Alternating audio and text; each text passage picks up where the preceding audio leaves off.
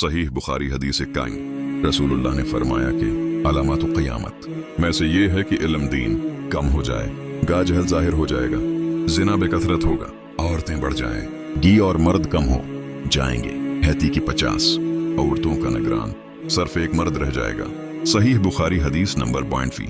रसूलुल्लाह ने फरमाया कि मैं सो रहा था, इसी हालत में मुझे दूध का प्याला दिया गया। मैंने खूब अच्छी तरह पी लिया हती कि मैंने देखा कि ताजगी मेरे नाखनों से निकल रही है। फिर मैंने अपना बचा हुआ दूध उमर इब्न अल-खिताब को दे दिया। सहाबा रज़ी अल्लाह अन्हुम ने पूछा, आपने उसकी क्या ताबीर ली?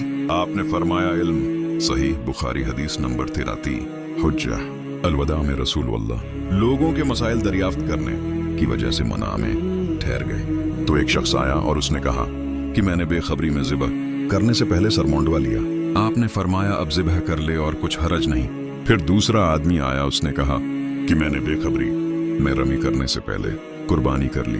आपने फरमाया, अब रमी कर ले और पहले कर देने से कुछ हरज नहीं।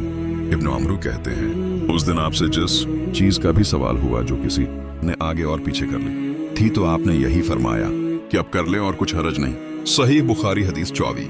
नबी से आपके आखिरी हज में किसी ने पूछा कि मैंने रमी करने यानी कंकर फेंकने से पहले ज़िबह कर लिया। आपने हाथ से इशारा क्या और फरमाया, कुछ हरज नहीं। किसी ने कहा कि मैंने ज़िबह से पहले हलाक कर लिया। आपने सिर से इशारा फरमा दिया कि कुछ हरज नहीं। सही बुखारी हदीस नंबर 85। आपने फरमाया कि एक वक्त ऐसा आएगा कि जब इल्म उठा लिया जाएगा, जहालत और फतने फैल जाएंगे और हरज बढ़ जाएगा। आपसे पूछा गया कि या रसूल अल्लाह, हरज से क्या मुराद है?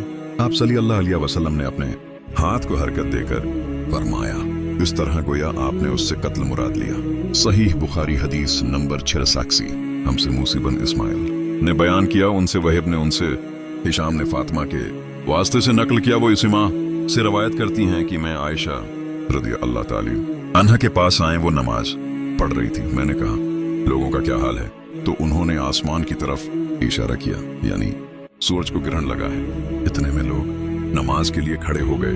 हजरत आयशा ने कहा, अल्लाह पाक है। मैंने कहा, क्या ये ग्रहण कोई खास निशानी है? उन्होंने सर से इशारा किया, यानी हाँ।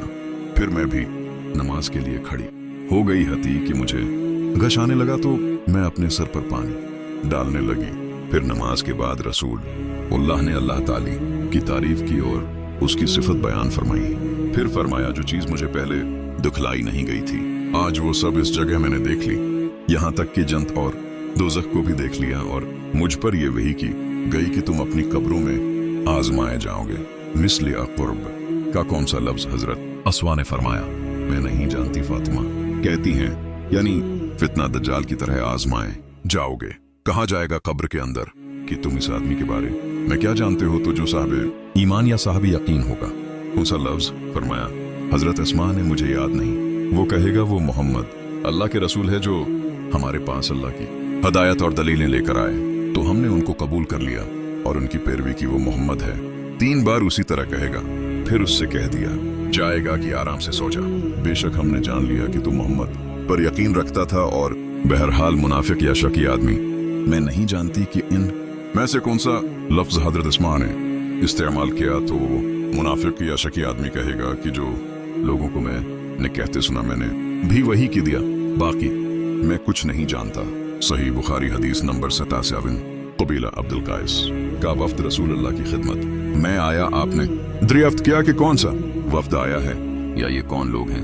उन्होंने कहा, रबिया खानदान के लोग हैं। आपने फरमाया कि मुबारक हो कौम को आना, या मुबारक हो उस वफ्द को जो कभी ना रसू होना शर्मंदा हो। इसके बाद उन्होंने अर्ज किया कि हम एक दूर दराज कोने से आपके पास आए हैं, और हमारे और आपके दरमियान के फार मजर का कबीला पड़ता है। उस के खौफ की वजह से हम हरमत वाले महीनों के अलावा और अयाम में नहीं आ सकते। वास्लिए हमें कोई ऐसी किताबात बतला दीजिए कि जिसकी हम अपने पीछे रह जाने वाले लोगों को खबर दे दें, और उसकी वजह से हम जन्नत में दाखिल हो सकें। तो आपने इन्हें 4 बातों का हुक्म दिया और 4 से रोक दिया।